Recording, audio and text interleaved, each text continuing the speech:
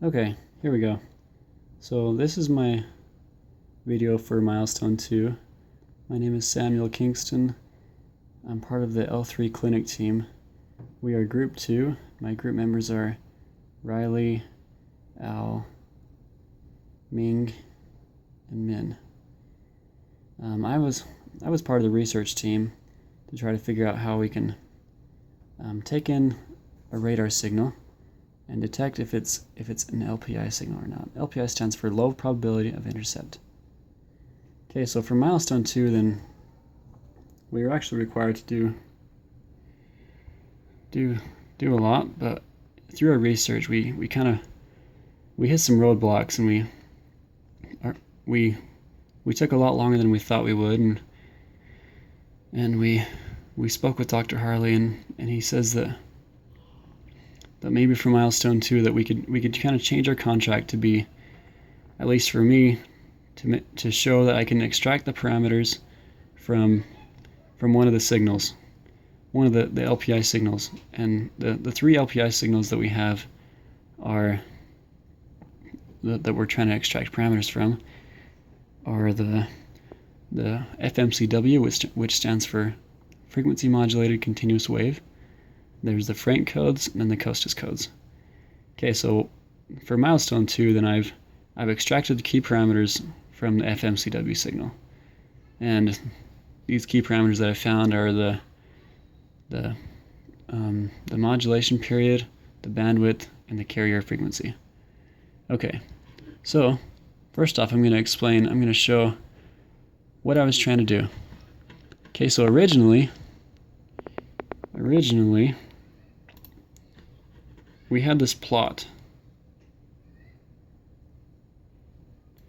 And we wanted to show what the carrier frequency is. So carrier frequency is, so this is a time frequency analysis. Actually, this isn't a very good image. Let me show you. Okay.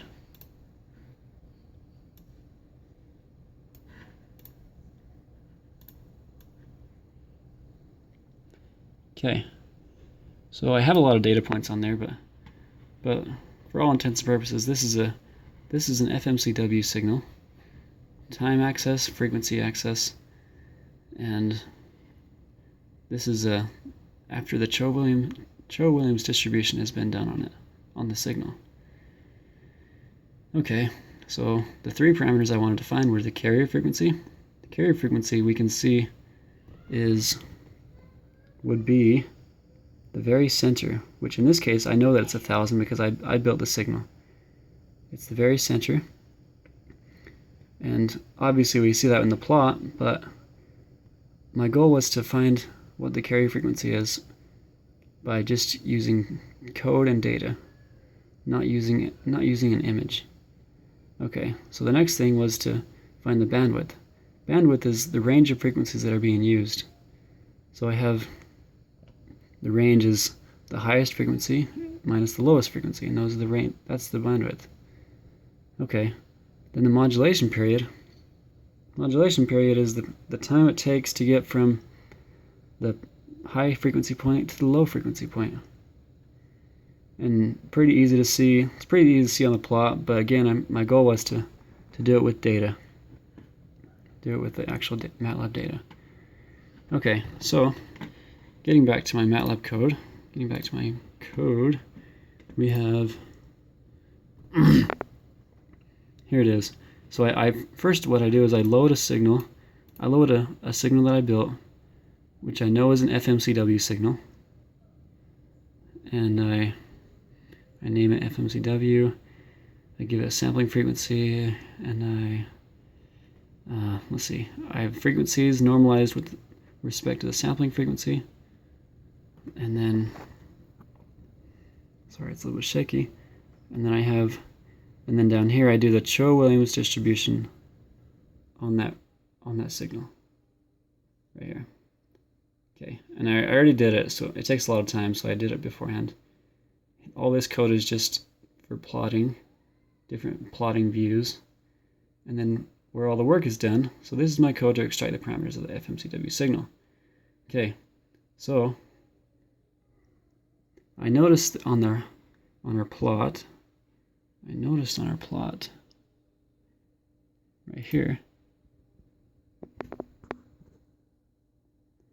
I noticed on our plot that the intensity that was on the signal of the z-axis was greater than 50. So what I did was I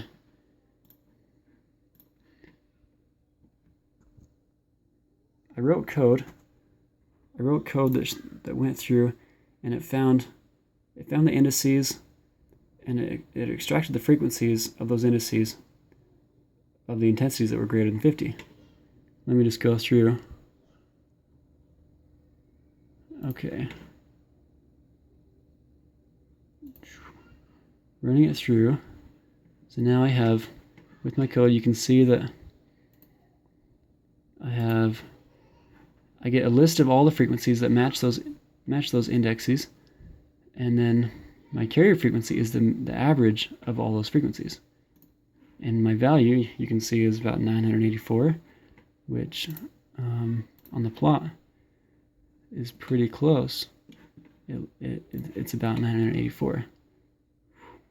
It's about the center. It's about 1,000, but it's pretty close. Anyways, okay, so that's the carrier frequency.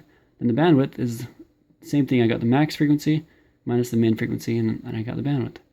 In the modulation period, I did the same thing with the for loop up here, but what I did is instead of keeping track of the frequency index, I kept track of the time index. And then I was able to keep track of the time it takes to get from the lowest frequency to the highest frequency.